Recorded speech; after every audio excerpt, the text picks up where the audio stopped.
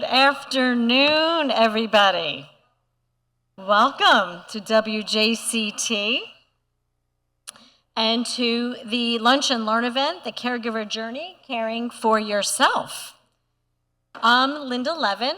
Can you see me over this thing? I am standing up. I need a step, but it's so good I could see you. And I'm so glad to see you all here. I'm Linda Levin. I am CEO of ElderSource.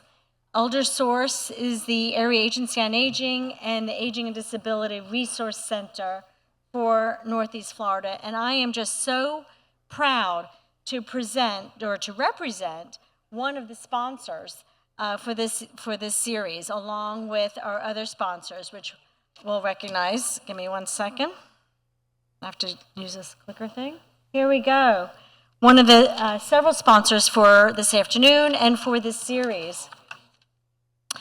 There's a quote that I turn to when I think of caregivers, and it's by the former First Lady Rosalind Carter. There are only 4 kinds of people in this world: those who have been caregivers, those who are currently caregivers, those who will be caregivers, and those who will need a caregiver. And if you're here today, chances are you see yourself in one of those roles, or maybe in more than one. I was a caregiver for my dad, and I remain a caregiver for my mom. And so you may feel like you're that as well. And so with that, this is about you. Today, and this series is about you and how can we help you in your roles.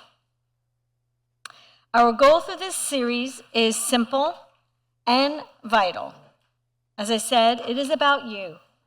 It is to equip you with practical tips, thoughtful insights, and everyday tools that support you, not only as a caregiver, but as a whole person.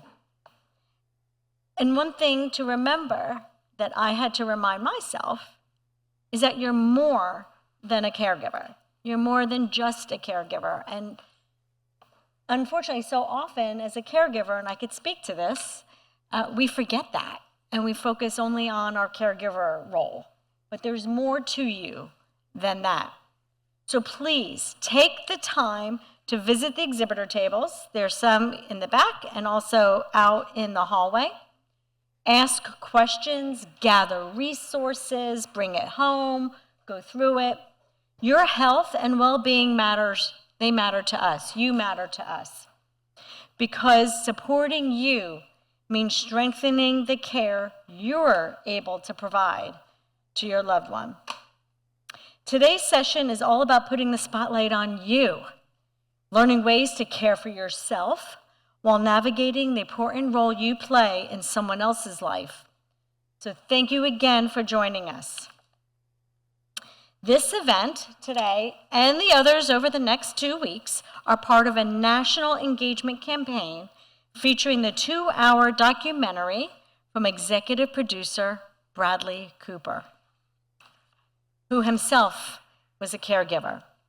Caregiving, the documentary, is the story of paid and unpaid caregivers navigating the challenges and joy of this deeply meaningful work, intertwining intimate personal stories with the untold history of caregiving.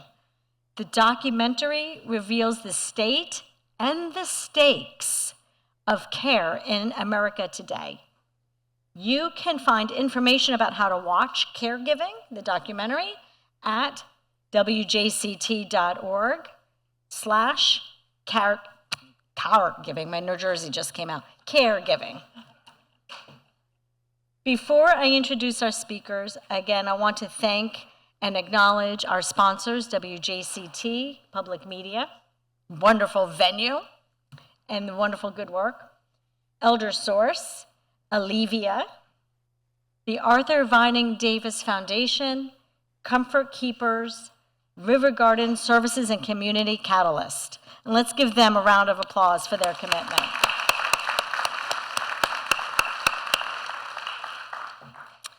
So now I am pleased to introduce our subject matter experts for you today.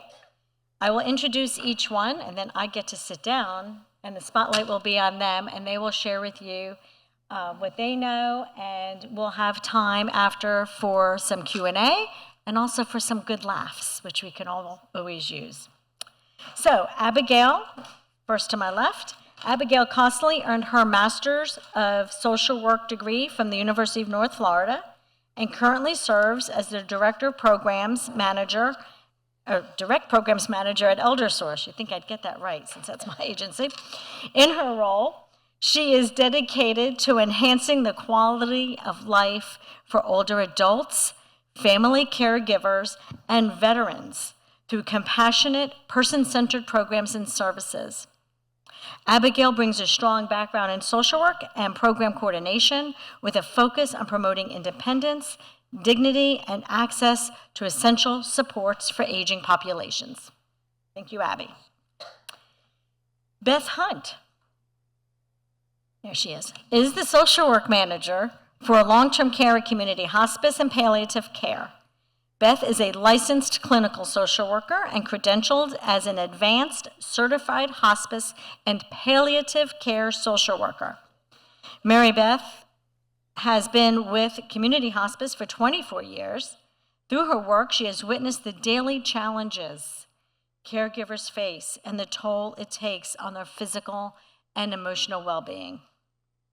Jeannie Chapman is the system administrator for the spiritual care department at Baptist Health Systems here in Jacksonville, overseeing the ACPE, Accredited Clinical Pastoral Education Center, spiritual well-being programs, and chaplain teams across the health system. A chaplain since 2012 and healthcare leader since 2013, Jeannie is a certified thanatology fellow and brings over 30 years of experience in ministry, education, and program development to the field of spiritual health. And finally, Amanda Jones, who you will see later on, will close out our program with some laughter yoga, because I know as a caregiver, we can all use some good stretching and some good laughter. So Amanda currently serves as the lead care navigator for the Florida Department of Elder Affairs Care Navigation Program called FACE, which stands for Florida's Alzheimer's Center of Excellence. Amanda started working for the Department of Elder Affairs in January 2024 after previously managing 6 of St. Johns County Council on Aging's centers, right here, just south of us. Since graduating from the University of Dayton, Amanda has served the aging population in various roles for over 20 years with enthusiasm, commitment, and compassion. So with that, we're going to get started, and I'm so glad to see so many caregiving faces out here. We're going to start with Abby, and then we'll go on from there, and I'll see you in just a little bit.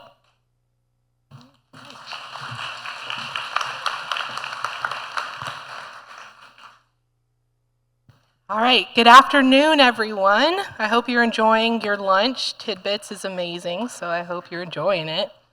So I'm going to talk to you first about caregiver burnout. So as a caregiver, y'all do a lot. You're probably caring for yourself. You may be caring for, maybe you have a child, or you have more than one person you're caring for. It could be a spouse or a parent. So caregiver burnout is that state of mental, emotional, and physical exhaustion. So it's not just coming home and your feet are hurting. It's that physical, mental, and emotional. And it gets to that point where eventually, if you don't take care of it, you and your loved one can suffer. So we're going to talk about, first, some facts that talk about caregiver burnout. So first, I want to point out that this includes you all as well, that 40 million family caregivers provide 37 billion hours of care, and that's unpaid care, as I'm sure you all know. And also, I want to point out the last one, that depression affects up to 40% of the caregivers. Now, mind you, that's not the one those who do not report it. So just keep that in mind as we're talking about burnout, and kind of think about how you feel on a daily basis. So here are those common signs and symptoms of burnout. Now, you might see these in yourself, or maybe you have before. First, you have irritability. So quick to anger. Maybe your loved one does something and it just really gets under your skin easily. A withdrawal and apathy. So that's when maybe you don't do the things you used to love anymore. Like, let's say I love coloring and I don't do it anymore and I don't enjoy it. And then you have fatigue and insomnia. So fatigue, you get tired easily. You don't want to go out and do anything. Insomnia, you can't sleep at night. And then you have those appetite changes, whether you eat more or maybe you eat less. And last is that feeling of guilt. So when you think of guilt, it could come in either way of, I went out and got my hair done, now I feel like I should have been with my loved one instead. Or this guilt could be, you know what, I feel like I'm not doing enough for my loved one. So that's a very common sign of guilt that is very strong within caregiving burnout. So what are these root causes? So first, you hold yourself to a high standard, expectation of yourself.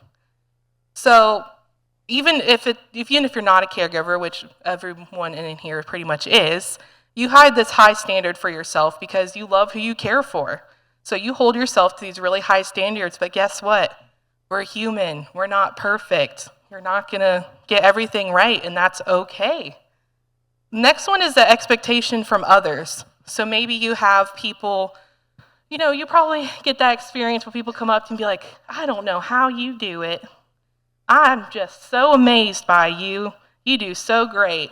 So you feel like you have to keep up that expectation that, you know what, they think I'm doing amazing, so I got to keep up with that. And then we have what's called identity discrepancy. So I'm assuming, I could be wrong, a lot of you are caring for maybe a spouse or a parent, and it may get to that point where it feels like, you know what, this person I'm caring for does not feel like my spouse or parent anymore. I feel like now I'm their parent, or I feel like I'm just their caregiver. That is a big root cause. You have that sense of loss of a relationship, which Beth will actually talk about later on. And then another root cause is just not taking a break and asking for help. Feeling guilty about taking time for yourself, which I talked about guilt already. And then the last one and big one is little appreciation or support. Maybe you're in this on your own, or if you're not, you don't get any appreciation from your family for doing what you do every day. So that's what we're here for, to thank you for everything you do. So here are some impacts. First, you may have poor quality of care. So if you're burnt out, you may be a little more irritable. Thus, not really caring for your loved one like you usually do. Strained relationships, whether it's with other family or friends or the person you care for. We also have increased risk of depression or anxiety, and last but importantly not least, is a risk of you, the caregiver, becoming a patient yourself. That is the number one thing, is you have to care for yourself first, because what happens if you get sick? Your loved one might not have anyone. So you really got to focus on taking care of yourself. So here are just a few little tips I like to give. These are general tips. First of all, take regular breaks when you can. So for example, let's say your loved one went down for a nap. Use that time to do what you can for yourself, whether it be go on a walk if you like to do that. I personally like to nap as well, so I would take a nap or go get your nails done. Another one is nourish your mental and physical health. So again, I know it's hot outside, but if you like to walk, feel free. But when it gets cooler, nourish yourself by going on a walk, doing some yoga, the laughter yoga we're going to do later. You can find it on YouTube and do it with the person on YouTube. There's so many ways you can nourish yourself in just those little 5-minute breaks you may get. Number 3, and most important, is stay socially connected. I know it's really hard, But look where you are today. You can meet someone next to you that you relate so much to. Get that phone number, stay in contact, join a support group, which I'll talk about our support group later you might want to join. Just try to stay connected as much as you can, because even if they don't understand what you're going through, having someone you could just break away from with is more important than you may know. And lastly, which is most important that I cannot emphasize more, ask for help and accept help. You do not have to do it by yourself. There's people here that want to help you. You may or may not have family that wants to help, so if they ask, or if you can't think of anything, find a way they can help. That is so important. You need the support system any way you can, whether it's professionals like us or family and friends. So here are just some simple daily self-care tips. Of course, you want to try to eat healthy to maintain your health. Move your body, even if it's a short walk. Like I said, it's hot right now, so I'll be walking around inside of the house, or maybe doing a little bit of chair yoga. Take 5 minutes to just be with yourself, stretch, maybe do some breathing exercises, or even the laughter yoga later. And last one I personally like to do myself is listen to music or read or just do something you enjoy. So I personally like listening to Broadway. So I'll just kind of jam out to one of those songs, at least like in the car when I'm driving to an appointment or something that brings you joy, because it can make a difference, believe it or not. So here's something I want y'all to think about. When you're on an airplane and they're going over the oxygen masks, what is something they say?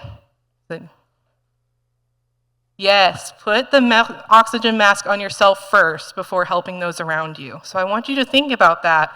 If you're ever having a rough day, you need to think about this scenario that you're on an airplane right now. I need to put my mask on first before I take care of my loved ones. So on top of burnout, I want to talk to you about what we have available at ElderSource for you. First, we have what we just talked about, burnout. We have a T-Care, the Burnout Prevention Program. Now, what's great about this program is you are assigned a case manager, what we call a T-Care specialist, and they will sit with you on the phone, go do a little assessment. We screen for depression. 2, we screen out, okay, what do you do on a daily basis as a caregiver, and what resources are you needing?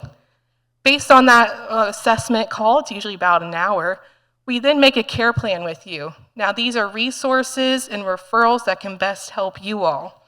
So for example, let's say you really, struggling with being able to afford medical supplies, because we all know the prices right now are insane. We can refer you to our local medical supply closet, such as the one we have at ElderSource, where we have free pull-up diapers, we have free bed pads, we have anything you could need in that sense. So, by the way, if you're needing supplies, we have a supply closet. We also, too, have some grants we work with. So one of them is you can get 8 sessions of mental health counseling for free for yourself. So we use this program to really help you all as caregivers. And again, sometimes it's good just to have a staff member you can call and just vent to. I used to be working in the T-Care program, and sometimes they would just call me and say, I've had a bad day and I need to talk. Great, talk, let it out. So it's a just great program for you to have that connection to resources. The next one is our support group. So this one takes place once a week, and it is virtual on Zoom. Just because we do cover such a large area, it's easier for people to get there. Or if you can't leave your loved one, you can just join from your phone or your computer. It takes place every Wednesday at 1 p.m. So each week we have a different topic. For example, we had hospice there last week talking about advanced directives. We've had Jack's Legal Aid talk about wills and all the other things you need to plan for when your loved one passes away. And it's just a great group to share information and meet people, because not every day you meet someone who understands exactly what you're going through. So we can laugh, we've cried, we've shared frustrations. So if you need a group like that, you can definitely go to our back table. We'll have more information. And you may get to see me one day in the group, and I'd love to meet you all. In our next one, you'll see a flyer on your table about this. So we recently started this program. It is online exercise classes for anyone that's 65 and older or caring for someone who's 65 and older. It is a way you can take online exercise classes twice a week for 45 minutes. And so you're paired with first a trainer where they're gonna look at, okay, what can you do? Can you sit up from a chair? Can you do push-ups? Which personally, I can't do a push-up. So they let you do different ways of doing a push-up. We have caregivers join with their loved ones. For example, Linda, who you saw earlier, does it with her mom, and they love it. So if you need more information on that, you can speak to Linda. She'll give you her personal experience. But again, it's free. Everything I'm talking about is free. Two exercise classes a week for free is something you can't find.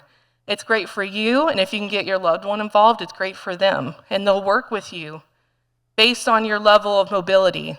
So if you can get on the ground and do a push-up, great. If not, they'll find a different way for you to do it. So you could do it against the wall. Or if you can't even do that, they have another way you can do that. So they work with you. So if you're interested in this, again, you can go to our back table or find me at the end, and we'll talk more about this one, online class. So you may ask yourself, well, Abby, where am I supposed to get all this information? Again, you can go to our back table or find me. I'm not hard to miss. I'm pretty tall. And you can also call our helpline or just email us. That's our caregiver email just for y'all. So if you ever have any questions or want to know more about our programs, you can always email our caregiver support email. That goes directly to me and some of my staff members, so we can see, how we can help you and get you started in one of our programs. So I just want to leave you before I move on to the next speaker with this quote, that burnout is not a sign of failure. It's a signal for support. Don't be afraid to ask for help. It doesn't make you a bad caregiver. It doesn't make you weak. It makes you stronger and to build that community. So I would like to end it, and I will pass it on to Beth from Community Hospice.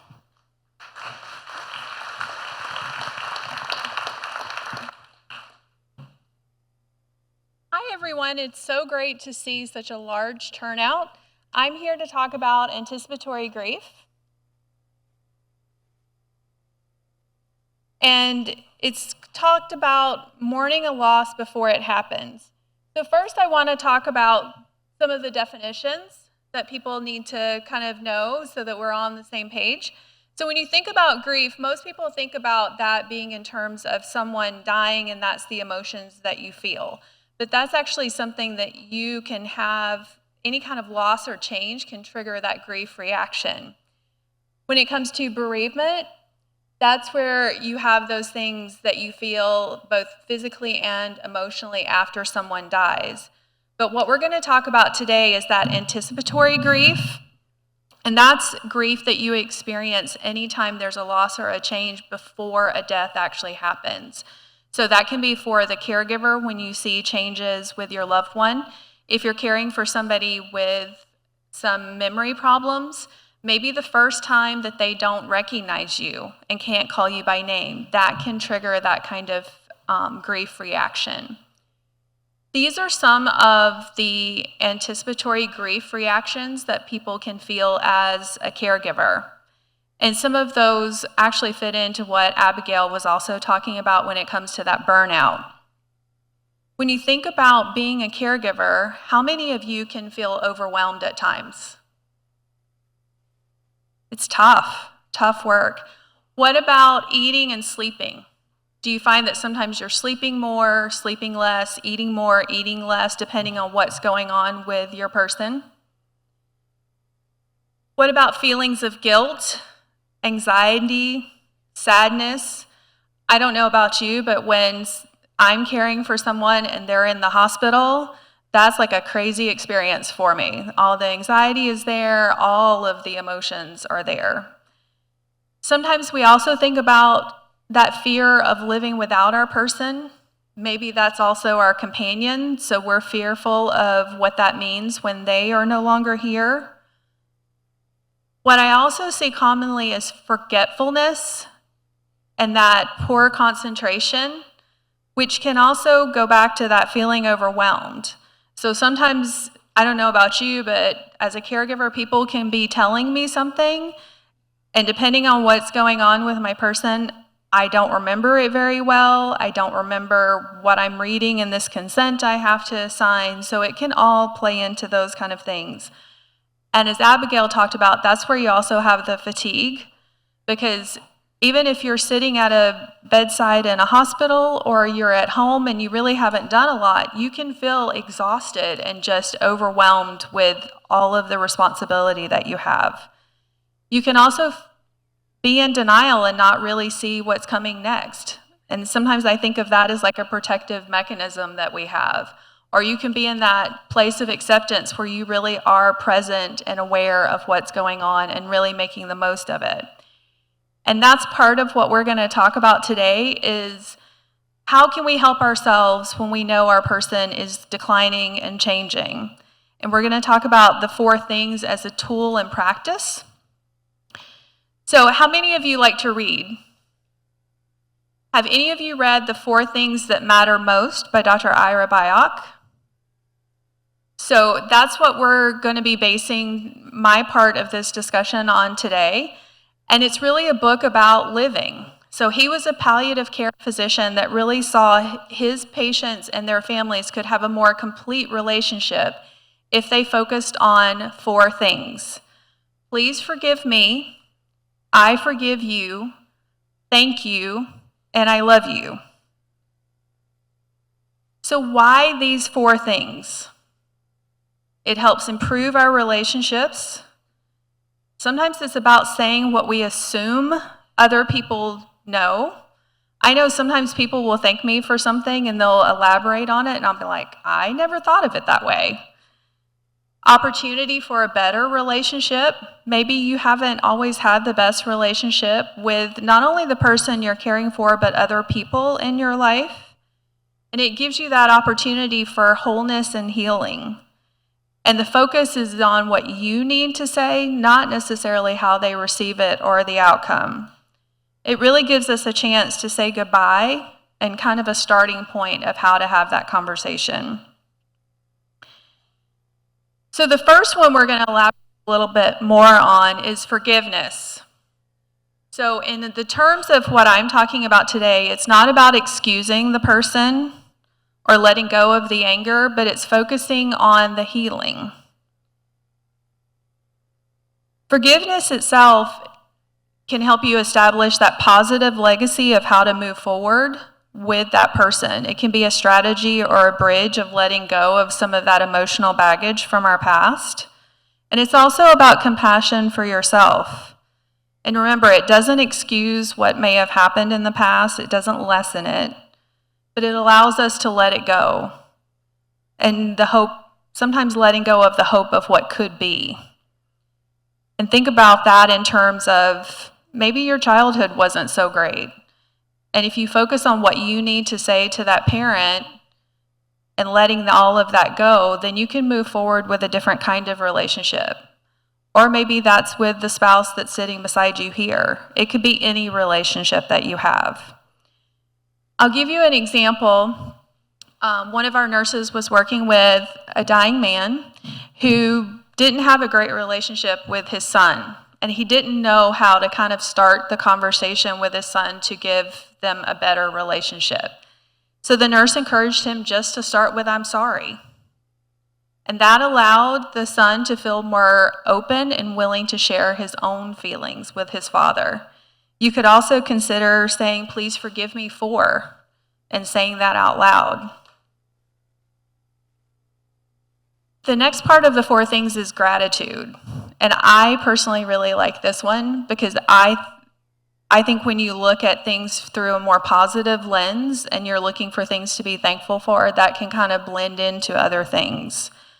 One of the things we've noticed is people don't often know how much they're appreciated. If you look at the person that you're caring for, they likely so appreciate it, but how much do we really say that when people are helping us? We do things not because we expect to get that thank you. We do it out of a sense of responsibility, a sense of concern, a sense of appreciation or love. And we take a lot of relationships for granted. If we focus on being thankful and saying thank you, that can really mean a lot to the people that are in our lives. And sometimes being specific, thank you for all the things that you've done. It brings joy into our lives. It changes the focus of what we have to what we have and not what we don't have. And it really allows us to look at life in a different way. When you think of someone who has Alzheimer's or they have some kind of memory impairment, it's really hard to think about talking with them because maybe they can't respond back to you. That's why we often talk about saying the 4 things early and often. But again, we're focusing on the speaker. So even if your person can't receive the information and have something to say back to you, the fact that you're saying it to them can mean a lot to yourself. To be able to feel like, okay, I've been able to tell them how much I love them. In Dr. Bayok's book, he gave an example of a grandmother who suddenly looked at her granddaughter and said, "Sorry, this is so hard for you, princess." The granddaughter responded back, "I love you so much, Grandma." The grandmother was able to respond, "I know, I love you too, Lori. You brought me so much joy." And they hugged and they cried. And then the grandmother completely forgot who she was and never recognized her again. And she died a few months later. If I put myself in that situation of the granddaughter, I would appreciate that conversation so much more because it was a moment of clarity that I'll never get again, but I heard her true feelings. Another example, one of our aides was working with a wife whose husband was dying, and the wife knew how concerned her husband would be about leaving her behind. So this is what she said: "Thank you for taking such good care of me, and I'm sorry I didn't take more effort to learn all of these things." That seems so obvious, but sometimes it's about stating the obvious because those things may not seem like a lot, but they can mean so much. The last thing we talk about is love. There's another book written by Maury Schwartz called Tuesdays with Maury, and I love the quote, and I'll read it. "The most important thing in life is to learn how to give love and how to receive it." When it comes to saying I love you, that can be one of the most important sentences in the English language. It really affirms our relationships and the person's life and what that has meant, what they've meant to us. It acknowledges our connections. Sometimes that I love you is one of the most difficult things to say, though. And we can give and receive love in different ways. We can say I love you. We can do the physical touch. How many of you have appreciated holding a hand or a hug when you really needed it? Quality time. That's where you're making a point to visit and have great conversations with the people beside you, where you're not distracted by life, not distracted by our phones, and you're really focusing on that time and that person and being with them.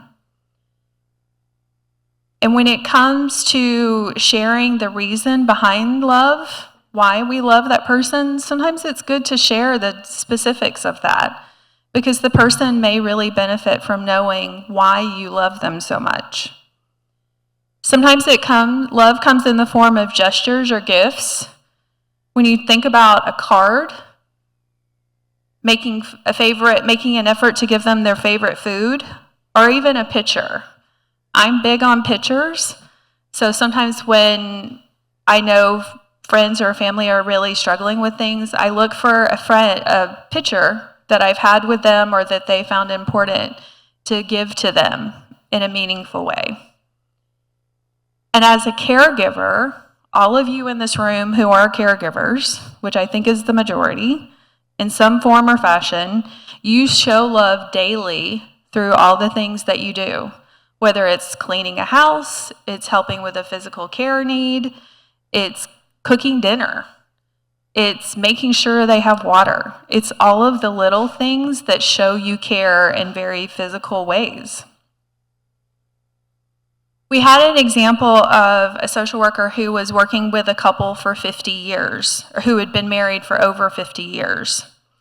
And the patient was telling us that he was ready to die, but the spouse was not ready to hear that. So the social worker in court encouraged them to talk and ask them what they needed to say to each other. The spouse said, "I don't think I've said I love you enough." The patient said, "I don't think I've said thank you enough." So sometimes starting with the one thing can lead into discussions of others. And I'll end with, we must realize that dying is a spiritual process with medical implications, not a medical process with spiritual implications.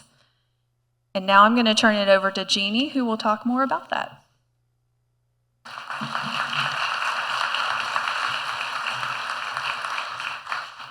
Thank you, Beth, and good morning, everyone. Thank you for being here today.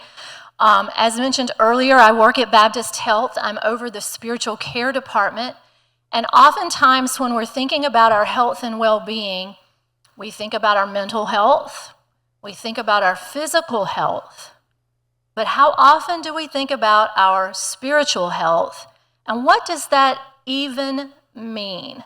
And if I were to come around with my microphone right now and ask that question to you, we would have as many different answers to that question as there are those of you sitting in those chairs right now.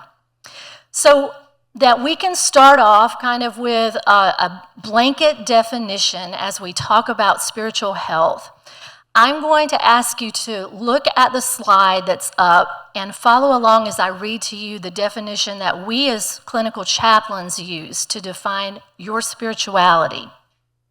So, thank you. There it is. At the very bottom, if you'll read along with me, spirituality is the aspect of humanity that refers to the way individuals seek and express meaning, so I want you to hold on to that word, and purpose, it's another word for us to hold on to, and the way they experience their connectedness to the moment, to self, to others, to nature, and to the significant or sacred. There's a lot in that definition, huh? We kind of need to read it 2 or 3 times for it to soak in. But I'm going to pull out the 3 most important parts for us to talk about today, and that is meaning, purpose, and hope.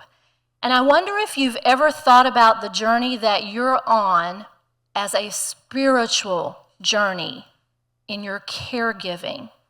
Now reflect back to what Linda talked about when she first came onto the podium, that all of us will either be a caregiver or need caregiving at some point.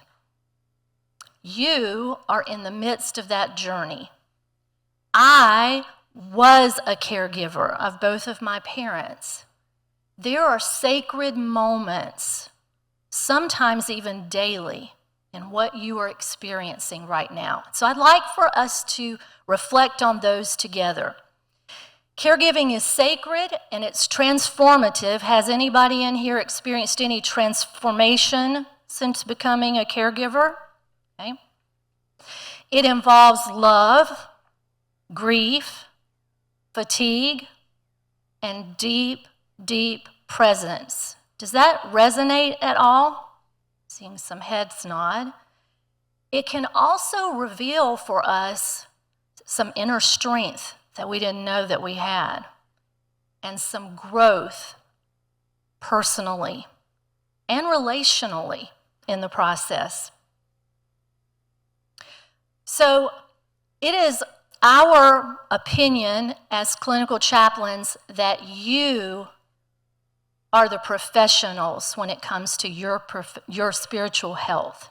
So I'm going to challenge you to take out your pen and the notepad that's in front of you, because I'm going to ask you some questions and get really curious with you to invite you to assess your own spiritual health.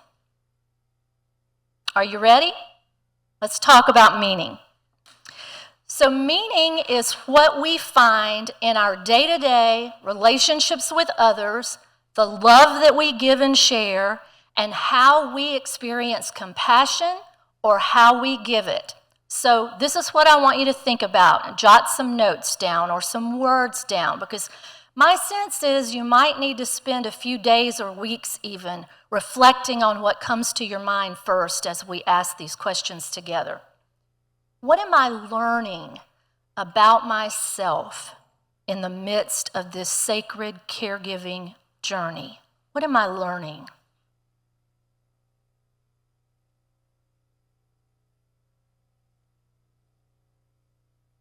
And then what values guide my caregiving? Our values are our values. You might have learned them from your parents. You might have learned them as a part of your adulting process. You might have learned them as a part of a professional career you were in. But before you became a caregiver, you had values that were guiding you, and those haven't changed. You might want to think about those and reconnect to them, because sometimes in the busyness of caregiving, we lose sight of what those are. So I invite you to think about that. What values guide your caregiving? And jot down a couple of words that come to your mind. And then I want to ask you to think about in this journey how small acts hold deep significance. When my mother moved in with us for the last 3 years of her life, she had dementia, and I had a cat that was living in the house with us, a big furry white cat, so I want you to imagine that. And my mom had a walker, one of those that had the seat in it that you could turn around and sit down if you needed to take a little rest. Well, this cat's name was Moochie. And for whatever reason, when Mother moved in, Moochie decided I was no longer his person, she was. And Moochie stayed in the bed with her, and Moochie, whenever she got up to stroll into the living room or to come to the dining room table to eat, Moochie would take that seat on her walker. So she'd get the walker, Moochie would jump up and curl up, and they would roll together throughout the house. Well, if you've worked with someone or been a caregiver of someone with dementia, you know that often you hear the same storyline over and over, right? And so my mother's storyline was, did I tell you this cat jumped up on my walker when I left my room? And look, he sits there and he rides with me all through the house. And every day she would tell us that story. Well, it became, our sons were there, we had family dinner and our grandkids, and we'd all gather together 3 or 4 times a week. It became a source of joy and humorous affection between all of us at the dinner table when she would start to tell the story.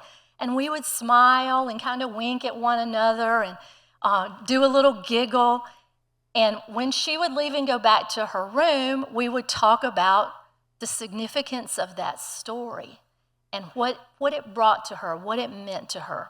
That's an example of the small acts that hold deep significance. So I can tell you now, when we gather as a family and we reflect back on that time, my mother died in 2020, so it's been 5 years now. That story is a part of our family narrative and a part of our connection to Mother. And so it's important to sometimes journal those, write those moments down so that you don't forget them, because they become so significant in how we find meaning in our caregiving. So the second key component of your spiritual health is purpose. Purpose as a source of strength. Purpose grounds us in the hard times. Our purpose might evolve as caregiving unfolds, and you've heard Abigail talked about your identity might change through the caregiving process, and your purpose might change as your identity changes. So I want you to think about and reflect on this question. Who am I becoming through this experience? Who am I becoming through this experience? And I'll add that, as Beth shared with us about anticipatory grief and some of the grief around this transition that you might find yourself in, it might benefit you to do a little processing and coping around who you were before this experience, and allow yourself to acknowledge and begin to heal and grieve the loss of that identity as your identity and purpose continues to transform. And then the third component of your spiritual health is about hope.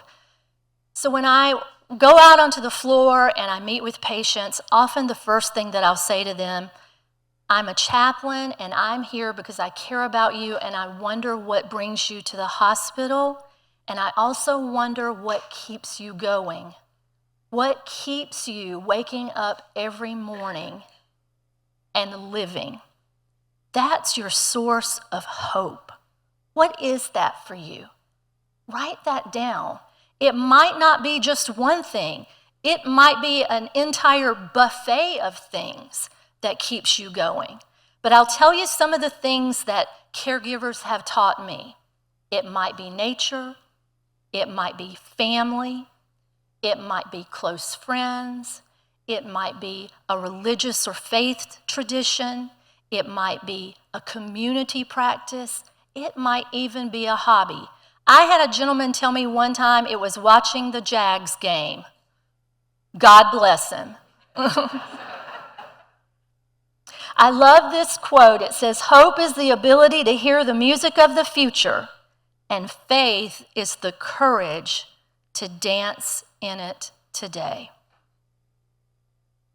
So there are some practices or some tools that you can use to contribute to spiritual health and well-being. And as you reflect on the questions we've taught today, if you learn something about yourself that tells you, hey, maybe my spiritual health isn't exactly where I want it to be, these are the ways that you can nurture and attend to that. Spending some time in reflection or journaling.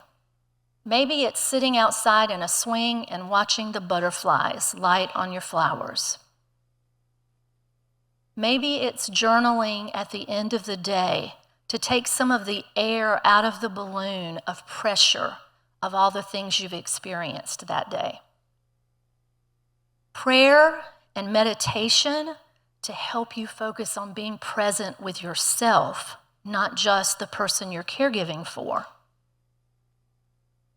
And then finding ways to express gratitude every day. Is there anyone in here that believes that there's always something to be thankful for? Yeah. No matter how small it is. I'm thankful my air conditioning is working today. Yes, that's a big gratitude right now, isn't it? And then as both Abigail and Beth have shared, because this is so important, do not isolate yourself.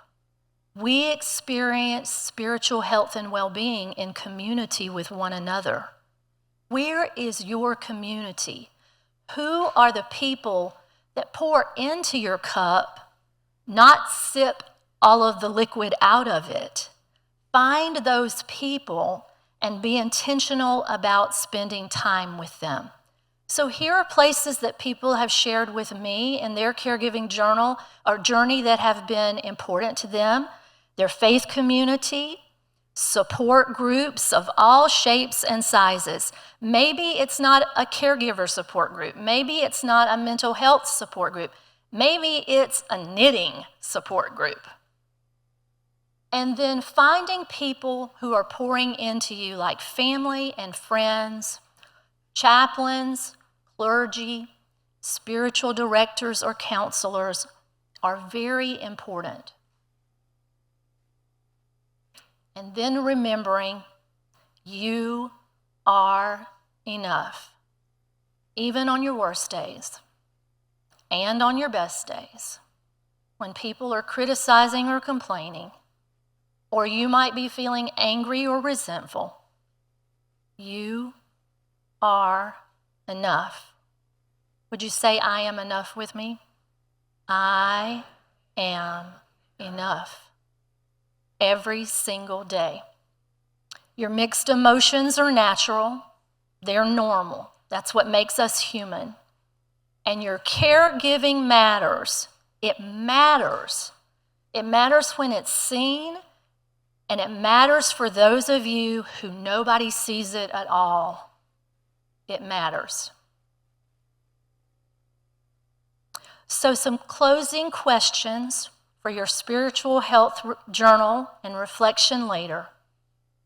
What gives you strength in the moment?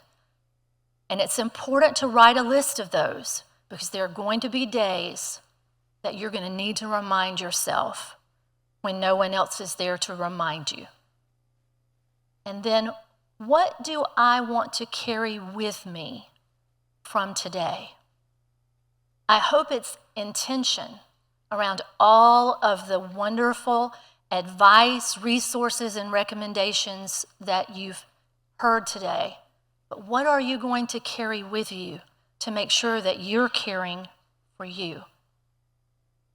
There are some resources here, and I'm hoping that these slides might be available for you later where you can refer back to some of these resource organizations.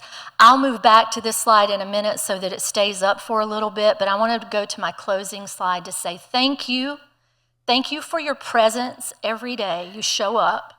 Thank you for the care that you provide, and sometimes a thankless job.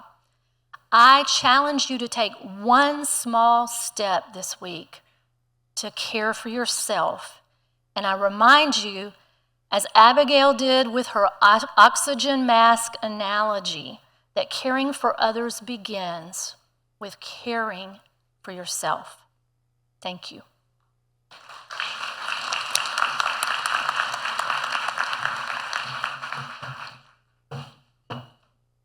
I'm back. Thank you so much, all of you, for the insightful information and perspective shared today. Let's give them another applause for that. They were wonderful. Now we're going to shift to question and answers, and we'd love to hear from you. This is an opportunity for you to ask questions of our panelists, and hopefully we can give you some answers today. To keep things moving, we are asking everyone, and to give everyone a chance to ask their questions, to keep your questions brief and focused if you can. And we've got team members on the floor with microphones ready to assist so we can hear your question, and then everyone can also hear your answer. So we have somebody, yes. I understand that most people here today are perhaps related to the person they're caregiving for. But how do you comfort the person who has gone through different transitions? When I got with my significant other 9 years ago, we had a normal relationship and we did a few fun things together. Maybe the dementia was starting back then and I didn't recognize it. But I've moved from significant other to companion and now to caregiver without the support of a little bit of support from his family. But financially, we kept everything very separate. I've always paid my own way. I consider I earned my room and board all those years. But I feel there should be some compensation due at this point from his family to help prepare for when he's gone, because I have to prepare for that, seeing I'm devoting all my time to scheduling his appointments and all the other issues he has to deal with. What is there to help someone who's not as emotionally involved as someone is if they've been life partners or spouses for the years. I find calling ElderSource, I never got a person on the phone hardly, and then if I did, and I explained that the other person I was trying to help was a neighbor, but I had to be with her because she was blind. She couldn't answer their questions properly. And they promised to call back at a certain time the next week, so I go over to the neighbor's house, we're all prepared, and nobody calls. And I understand ElderSource is maybe more helpful to the less privileged. She's not the least privileged or anything. But I don't know how to get help for her, particularly in her situation, because she's gone blind later in life. And also, I feel like I'm running between the two, the partner, my significant other I'm trying to take care of, and her across the street. Well, first I can say, I definitely want to meet you in the back table so I can give you a direct contact for me, so we can get you in that caregiver support program where you can go straight to me. I think that would be a good help, because like you said, feeling lost and juggling everything, and get you in our caregiver burnout prevention program. And in regards to your neighbor, best advice I have is, I know it's hard, but setting those boundaries. And do y'all have any advice for? That's a difficult one. I think with any community resource, there's always challenges, but Abigail giving you her contact information, like she can help you access those caregiving resources for you. I think when you talk about setting boundaries, it's very easy to say that, but hard to do because you care and you're very concerned. But if you don't set some things so that you're not absorbing all of those care needs that she has, it's about helping her access other people that she can pull in to also help with things, because that may help her family feel like they're helping more, or other friends that she may have, those kind of things. And we sometimes, when we're in that caregiving role, we forget those things. But Abigail would be a great resource for what they can also help you to navigate just what it's like to be a caregiver and to hear from other people. Because you've got that here, but you can also do that regularly with other caregivers. And you guys are great sources of resources and supports when you connect with each other. Linda. Go ahead. Hi. When you're sick and it's compulsively, everybody is, you think about how you feel and you tell all your friends and you're talking to everybody. As a caregiver or beginning that process, I'm worried about overwhelming my relationships and people walking away because I may be too heavily focused on sharing my journey. So do you have guidelines for how to manage that within oneself and still get reaffirmed? I mean, for me, having been a caregiver and for working with our caregivers, unfortunately, you do want to share and you want to say all those things, but I think you also learn who's willing to listen and also who's going to be your tribe that will be there to support you. And sometimes you also realize those that are not there they may be there for reasons that they get things and they're not giving you things. Somebody talked about like the cup, you're pouring out the cup and nobody's pouring something into you. And I'd also, on top of that, say, find a support group, whether it's in person or like ours online, because you can voice anything you want to and there's no judgment, because one, they probably feel the same way as you, and two, we're a neutral party, so we don't know your spouse, so we're not going to judge you, and we've heard it all before, so that's a great way to do that as well.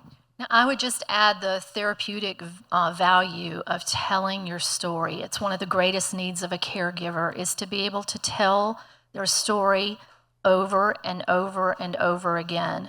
So as the other panelists have said, finding the safe places where you can do that is so important for your own mental and spiritual and emotional wellness in this journey. I have over here. Okay. I was a caregiver to my husband for the last 12 years. He passed in November of last year. But I'm asking, how can I help my grandchildren who are grieving their grandfather, and you don't always understand what they're going through because they don't always tell you, but you can see something. And I just wanted to know, is there any help available for me as being a past caregiver, but still loving on my grandkids and being able to help them through it? So there's actually a lot of resources available for children and coping with grief. We have at Community Hospice Camp Healing Powers, which is for kids ages 7 to 17, and you do not have to have had someone in our program in order for the kids to attend. It's a really fun day camp where they do a lot of therapeutic activities. I think with children, it's also pulling in their school counselors, their teachers to help them know what's going on so they can help you kind of monitor. Another resource that we give our families is an online program called the Dougie Center. And they have a lot of excellent information for kids, and some of it is even like drawings and books and things like that can kind of help kids navigate what that looks like, and it helps you see what's normal and not normal. Oh, we have one in the back. Hi, I have a suggestion, it's not a question. I put cameras in my house so I don't feel guilty when I leave my mom at home. And she hates it, but it's helpful for me. And I can check in on her at any time through my phone. And I just like to say to anyone who feels guilty to try that, and it's very rewarding.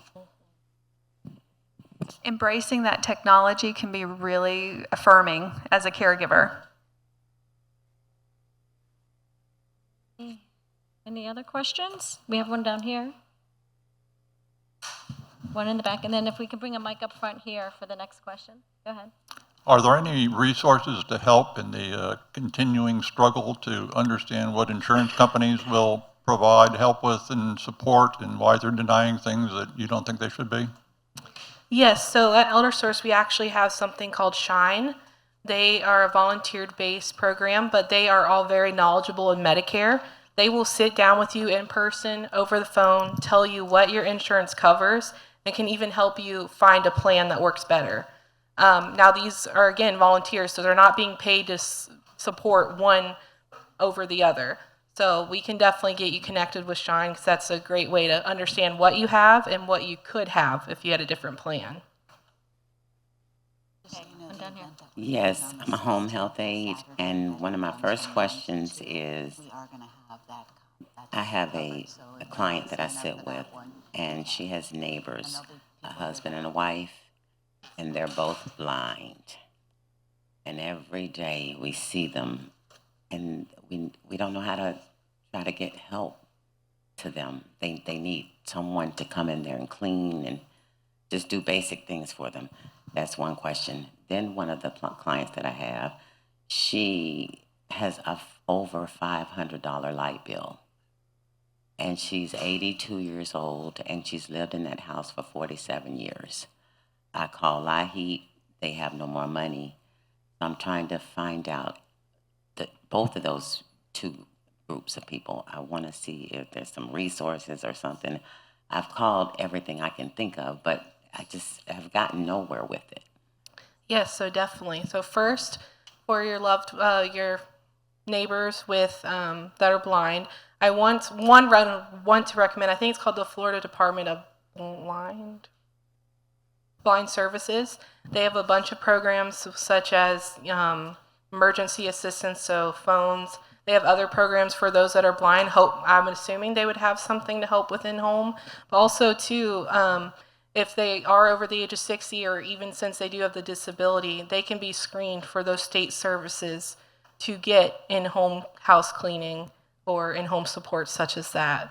In regards to your other patient that has the phone bill, we do have a program called light bill, sorry. We have a program called EASE, Emergency Assisting Serving Elders. At this program, we can help with unforeseen circumstances such as a high light bill, the cost of rent. We have a lot of cases where their landlord decides to up the rent all of a sudden. They're like, I can't afford it. We can go in and help pay for either a rent for a new place or a deposit, anything that'll help keep in the home. So I can give you a direct contact for that program as well. Okay, we have another question.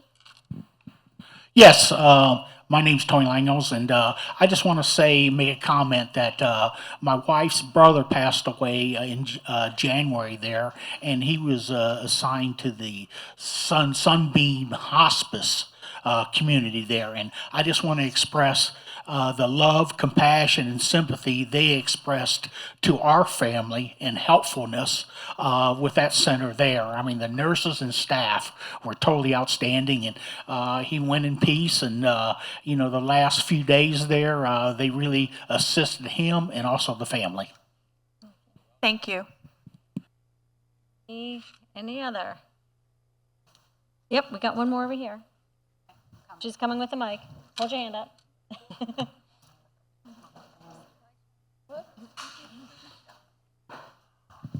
This is for the chaplain.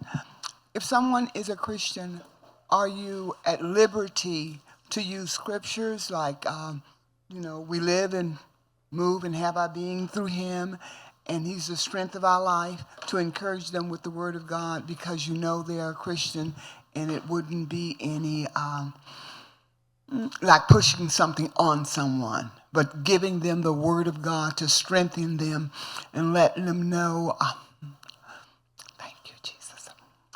To be absent from the body is to be present with the Lord. Are you asking in my profession if it's okay to do that? Yes, so ethically what we do, so if you find yourself in the hospital, in palliative care or hospice care, there should be chaplains available to you. Ethically, we are interreligious and interfaith, and so what we respect is your beliefs. So if I visited you, I would want to know what brought you meaning and purpose, and when you shared with me, as you just did, that is what brings meaning and purpose to your life, then I would certainly engage in that with you.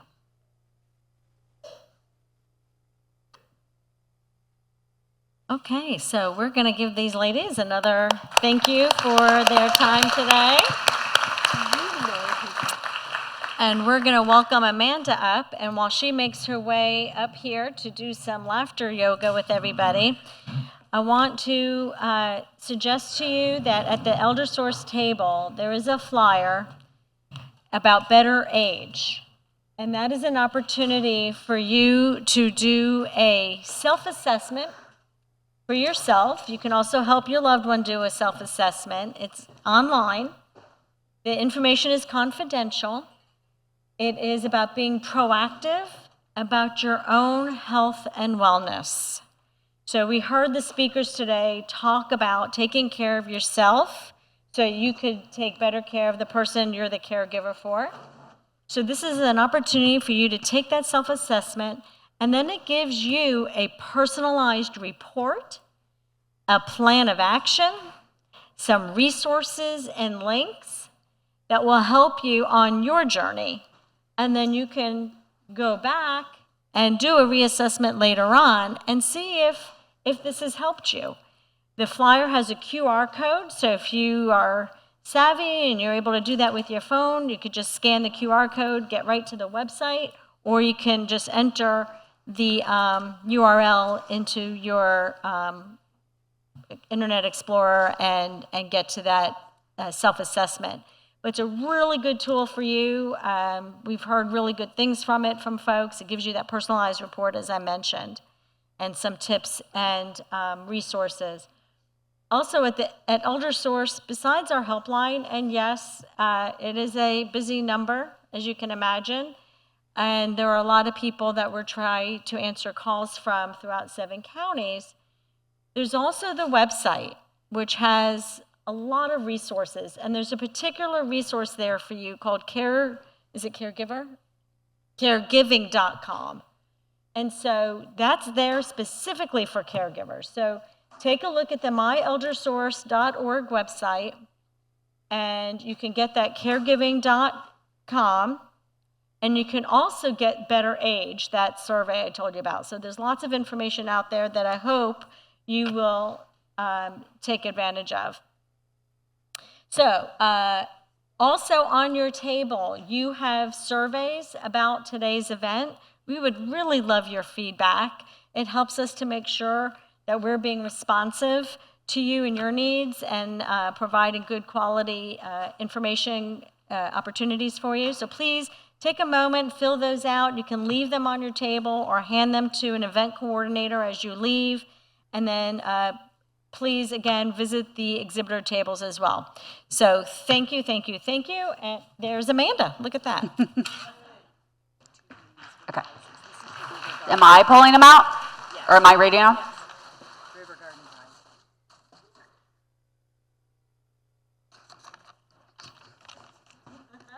All right. Hello, everybody.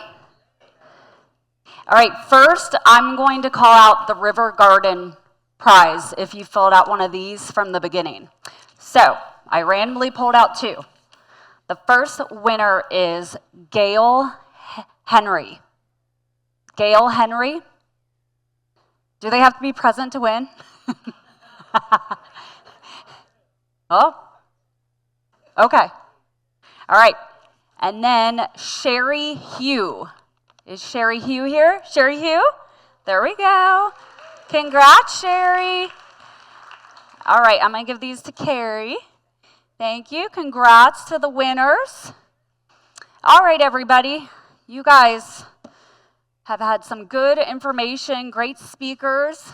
Good job, everybody. Now we're going to do something a little fun. Well, hopefully you think it's fun. Has anyone ever heard of laughter yoga? No. Okay, a couple of you have. Has anyone actually participated in it? Yes? Okay, perfect, perfect. Oh, and I apologize. Let me reintroduce myself. My name's Amanda Jones. I work for the Florida Department of Elder Affairs, and my non-laughter yoga job, my full-time job, I work as a FACE care navigator. So we work with caregivers who are caring for a loved one with a dementia diagnosis. So I do have rack cards in the back, as well as a pamphlet about laughter yoga as well. So make sure you all get one of those. But I'm glad to be here, and I am happy to share laughter yoga with you all. So, the reason we call it laughter yoga is because it combines laughter exercises with yoga breathing. To do laughter yoga, we need deep breaths. So when we do this, take deep breaths and good deep belly laughs. Okay? Oh, do I hear somebody already laughing? Laughter is not about laughing, it's about encouraging childlike playfulness. The goal of laughter yoga is to connect people with one another. So while you're doing this, don't just look at me, look at your neighbors, look at each other, make eye contact, okay? But it's to connect people with one another at heart level without judgment. We're in a judge-free zone, so I ask that you all participate. Just try it. Even if you think it's silly, we're here to do it today, okay? Okay? Everybody? Okay? All right. So, let's begin. In between the exercises, we're going to do a chant. So I will get it started, but I would like for you to join in, and we're going to do, very good, yay. All right, your turn. Ready? Very good, yay. All right, perfect. All right, we're going to do a little warm-up. We're going to use our ha-ha, hee-hees, and ho-hos. All right? So if you have room to get your lap, we're going to go ha, ha, ho, ho, he. If you can stop. Ha, ha, ho, ho. If not, you can clap your head. Ha, ha, ho, ho, he. Ha, ha, ho, ho, he. Faster. Ha, ha, ho, ho, he. Ha, ha, ho, ho, he. Ha, ha, ho, ho, he. Ha, ha, ho, ho, he. Ha, ha, ho, ho, he. Very good, very good. Yay. Good job, guys. I think you're ready. All right. Now I'm going to split the room into kind of 3 sections. So anybody here kind of down this way, you are my ha-has. Right here in the middle, you're my he-he's. And over here, you're my ho-hos. All right? We all know the song, Row, Row, Row Our Boat, correct? Okay. So we're not going to use row, row, row your boat. We're going to use ha-ha, he-he's, and ho-hos. But we're going to do it in a round. Do y'all remember that from like probably music class? All right. So my ha-has are going to start, and they're going to start doing ha, ha, ha, ha, ha, ha. Okay. Then when I point to my middle, they'll keep going. My middles are going to start with he-he's. So he. All right. Then I'm going to point to the ho-hos. Here we go. Ho, ho, ho, ho, ho. All right. We're going to do it twice. So when you all are finished, we're going to start you right back up, okay? Everybody ready? All right. Ready or not? All right. Ha, ha, ha, ha, ha. Ha, ha, ha, ha, ha. He, ho, ho, ho, ho, ho. Ho, ho, ho, ho, ho. Ho, ho, ho, ho, ho, ho. Now I don't know where to go. You're on your second? Oh, go. Ha, ha, ha, ha, ha. Ha, ha, ha, ha, ha. He. Ho, ho, ho, ho, ho. Ho, ho, ho, ho, ho. Ho, ho, ho, ho, ho, ho, ho, ho, ho. Very good, very good. Yay. Good job. You all sounded wonderful. All right. You guys can do this seated. We're going to do aloha. So I want you all to reach up as high as you can, whatever feels good. If you can't reach that high, no big deal. It can be down low. And we're going to wave our arms side to side and go, aloha, ha, ha, ha, ha, ha. Ready? Aloha, ha, ha, ha, ha, ha. 3 more times. Aloha, ha, ha, ha, ha, ha. Aloha, ha, ha, ha, ha, ha. Aloha, ha, ha, ha, ha, ha. Very good, very good. Yay. Good job, guys.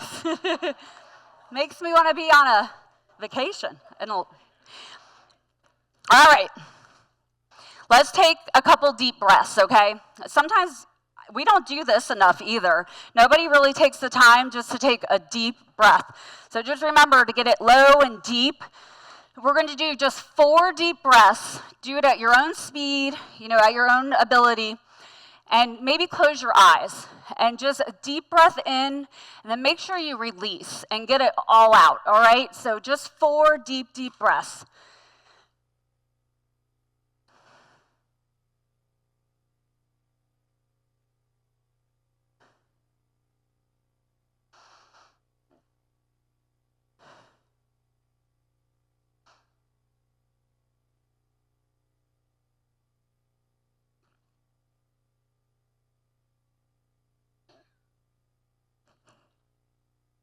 All right, everyone has them?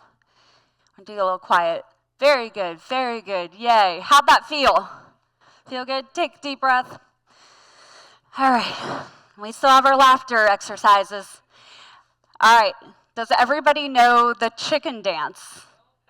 Does everybody remember the chicken dance? All right, if you can get up, I would like you to do this with me. So if you are able to stand and participate, if not, do it from your chair. But we are not singing the song by itself, of course. We are either laughing or you're doing it with a ho-ho, a ha-ha, a hee-hee. Whichever one, choose. Are you ready?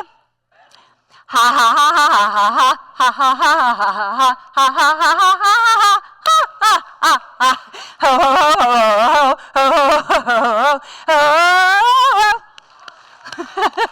he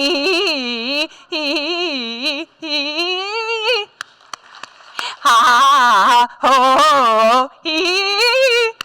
Come on, shake it. Ha he oh ha ha ha ha. One more time. Da na na na na na. Oh wait, I cheated. Da na na na na na na. Woo! Very good, very good. Yay! Thank you all for participating with that one. All right, we aren't quite done yet. Do one more. All right, we've all had school before. You know, especially when you're younger, I think the students were very eager to answer questions. So you all are going to be my students. I'm the teacher, and you guys are so excited to answer the question. So you're trying to get my attention. Ooh, pick me, call me. All right, when I call on you, I want you to either cheer, I want you to laugh, you can make a funny noise, whatever you would like to do. So I need my willing students. I have a question. Who wants to answer? You in the back. Yes. Good job. You in the orange dress. Ho, ho, ho, ho, ho. You back there in the blue. You're so excited. Woo! Yes, yes. You are correct. You over here.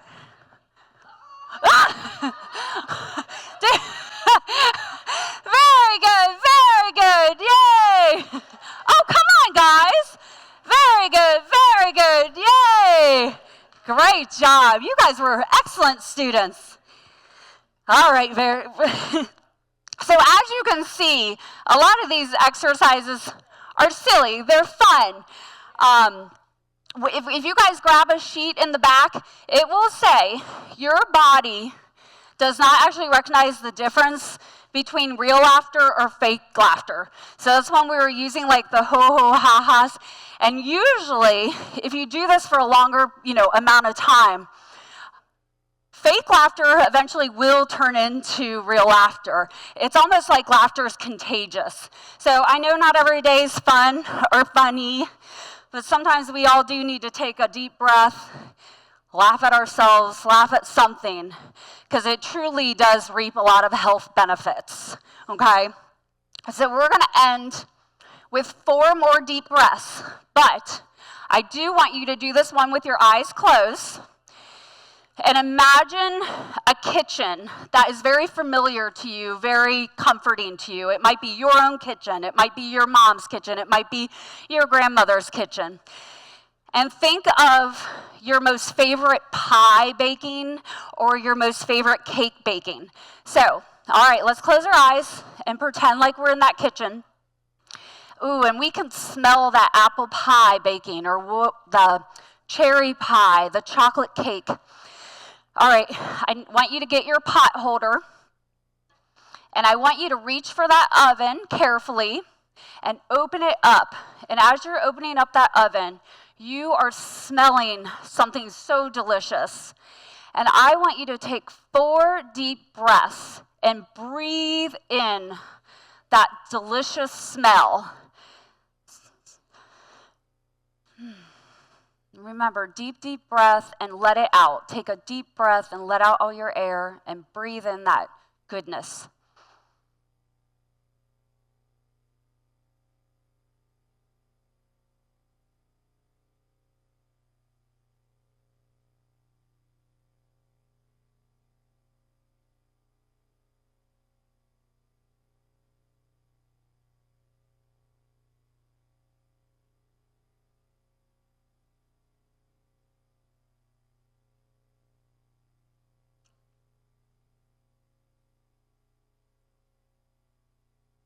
All right. Everybody done?